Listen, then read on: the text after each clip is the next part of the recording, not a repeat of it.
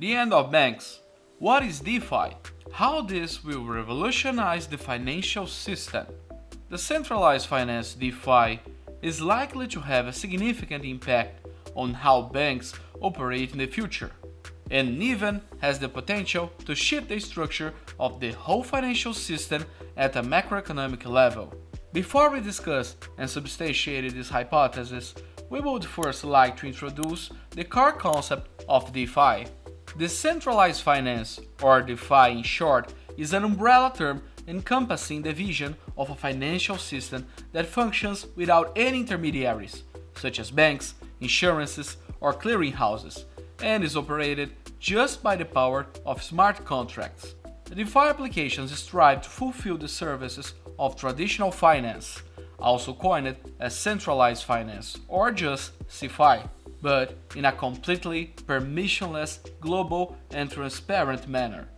DeFi applications could be at the verge of challenging traditional finance actors on various fronts. The vision of a new financial system accompanies the blockchain space since its inception. However, while it has been an aspirational dream for the blockchain community in the past, the vision of a new financial system has come some steps closer. Since 2020, DeFi is growing at an astonishing pace and billions of dollars have been put in the ecosystem. The growth is mainly led by applications, also denominated as protocols, that are built on the Ethereum blockchain. In the following, we give an overview of the actors in the DeFi ecosystem from an economic point of view, introduce the maturity stage of DeFi, and explains the potential of DeFi to outperform the traditional finance system in the years to come. Commercial banks. The primary business model of commercial banks is to accept deposits and to give loans to its clients. Borrowing and lending are an elementary cornerstone of an efficient financial system, as holders of funds get incentive to provide liquidity to the markets, and in exchange earns a return on their otherwise unproductive assets. DeFi protocols enable for the first time to borrow or lend money on a large scale between unknown participants and without any intermediaries. Those applications bring lenders and borrowers together and set interest rates automatically in accordance with supply and demand. Moreover, those protocols are truly inclusive, as anybody can interact with them at any time, from any location and with any amount. In fact, the recent hype around DeFi applications is largely driven by the advancement of borrowing and lending protocols, such as Compound. In contrast to traditional finance, loans in DeFi are commonly secured by over-collateralization.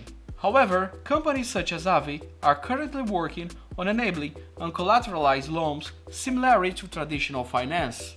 Investment banks and issuers of financial instruments. The business model of investment banks usually involves the advisory of financial transactions. Also, the creation of traditional of complex financial products and the management of assets fall in the helm of investment banks. DeFi protocols are already offering similar products. For instance, Synthetix is a derivatives issuance protocol, which enables the decentral creation and trading on derivatives on assets such as stocks, currencies, and commodities. Also, decentral asset management for cryptocurrencies is evolving. Yearn Finance, for example, is an autonomous protocol which searches for the best yields in the DeFi space and invests automatically for its users. Exchanges. The function of an exchange is to organize the trading of different assets, such as stocks or foreign currencies, between two or more market participants.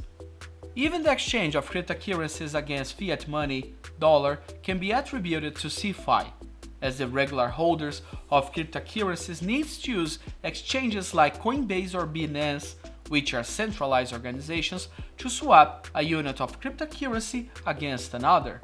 Now, with the emergence of the centralized exchanges, DEX, holders of cryptocurrencies no longer need to leave the crypto space for swap their tokens. A prominent example of a DEX is Uniswap. DEX are composed of smart contracts that hold liquidity reserves and functions according to defined pricing mechanisms. Such automated liquidity protocol play a key role in the development of independent decentralized ecosystem without any CeFi intermediaries. Insurances. An important function of insurance is to smooth out risks and bring security for market participants. An example of decentralized insurance is Nexus Mutual, which offers insurances that cover bugs in smart contracts. Since everything is based on smart contracts in DeFi, vulnerability in the code of smart contracts is a fundamental risk for DeFi users. Decentralized insurances are still in their infancy, but it can be expected that a large amount of more sophisticated insurance models have the potential to emerge in the DeFi space in the future. Central banks. So-called stablecoins are based on blockchain protocols that have the principle of price stability inherently encoded and thus fulfill the function of a reserve currency. The introduction of stablecoins set the foundations for the functioning decentralized financial system, as they enable participants to engage with each other without the underlying risk of price volatility. There are three options how a cryptocurrency can reach price stability. First, stablecoins can reach high degrees of price stability by pegging a currency to other assets. For example, for each issued unit of USD coin, a real US dollar is held in reserve. From a decentralized finance perspective, another interesting approach is the issuance of stablecoins by using other cryptocurrency as collateral. A central protocol for the DeFi ecosystem is MakerDAO, which issues the cryptocurrency DAI that is backed by other cryptocurrencies and ensures with algorithm that the value of one DAI is hovering around the value of $1. Thirdly, there are more experimental approaches that aim to reach price stability without the use of collaterals. For instance, the protocol Ampleforth automatically adjusts the supply of token in accordance with demand.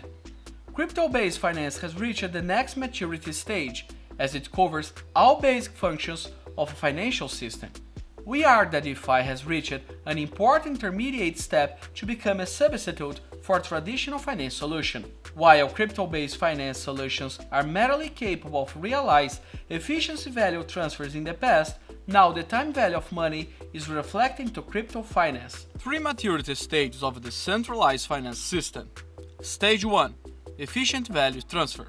Until now, centralized exchanges and wallet providers have been the only successful blockchain business model at scale. The reason for the success of centralized exchanges is that they are the main entry point to the crypto space. The common user needs to swap fiat money, US dollar, against a cryptocurrency before being able to interact with services in the centralized finance. Furthermore, wallet applications are established that enable users to safely store and transfer their cryptocurrencies based on those two applications. Exchanges and wallets, efficient value transfer between and all parties could be conducted for the first time without the need of traditional finance actors. This enabled the crypto space to fulfill limited functions of a financial system, namely speculation on assets and the facilitation of payments. Thus, disintermediation of financial firm occurred, but only if savers of traditional finance wanted to diversify their portfolio towards crypto assets, or needed a frictionless payment system. We propose this to be the first maturity stage of a decentralized finance system. Stage 2. Connecting savers and borrowers. Still missing was the ability to deal with flows of funds from savers to borrowers and vice versa. In the following years, additional elements of a more advanced financial system were developed. The function of a payment system could be advanced with the development of stablecoins, decentralized exchanges, and borrowing lending protocols. Thereby, DeFi developed the necessary platforms for facilitating the flows between savers and borrowers. It might be no coincidence that the start of the explosive growth of the whole DeFi ecosystem could be observed with the advancement of the lending-borrowing protocol Compound. Since Compound started the distribution of its governance token, COMP, on June 15, 2020, the whole DeFi ecosystem showed a step growth trajectory. Functioning lending-borrowing protocols, such as Compound, might have been the missing cornerstone for the foundation of a properly working decentralized financial system. This can be marked as the second maturity stage of the decentralized finance system. Stage 3. Competing for traditional finance funds. DeFi can be described as a platform that is competing with traditional finance firms for the same resources. However, DeFi is an encapsulated system which is not obeying the same rules as traditional finance. In particular, national laws does not apply and regulatory policies can hardly be enforced in the DeFi space. This might be a major competitive advantage over the highly regulated traditional finance firms. Conclusion: crypto-based finance is here to stay. For the first time in history, a financial system is developing without intermediaries at a large scale.